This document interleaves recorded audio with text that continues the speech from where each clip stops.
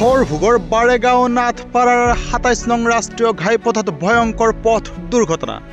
বৰপেটা জিলাৰ হৰভোগ থানাৰ অন্তৰ্গত বাৰেগাঁও নাথপাৰাৰ মাজেৰে পাৰ হৈ যোৱা ২৭ নং ৰাষ্ট্ৰীয় ঘাইপথত মনসা মন্দিৰৰ সমীপতে আজি সন্ধিয়া প্ৰায় ৭ বজাত সংঘটিত হৈছে এক ভয়ানক পথ দুৰ্ঘটনা। আৰু তাতে নিহত হৈছে এজন ব্যক্তি আৰু লগতে গুৰুতৰভাৱে আহত হৈছে আন এজন ব্যক্তি। উল্লেখযোগ্য যে পশ্চিম দিশলৈ আহি থকা ভূটানৰ পঞ্জীয়ন নম্বৰ থকা BP2B6875 নম্বৰৰ ভূটানৰ গাড়ীখনে ৰাস্তাৰ মাজৰ ডিভাইডাৰত খুন্দা মাৰি উফৰি গৈ ৰাস্তাৰ আনটো কাষলৈ গুচি যায়। আৰু তেনেকুৱা সময়তে পশ্চিম দিশৰ পৰা পূব দিশলৈ আহি থকা UP93BT5120 নম্বৰৰ ট্ৰাকখনে খুন্দিয়াই চুচৰাই লৈ যায় ভূটানৰ পঞ্জীয়ন নম্বৰপ্ৰাপ্ত গাড়ীখনক।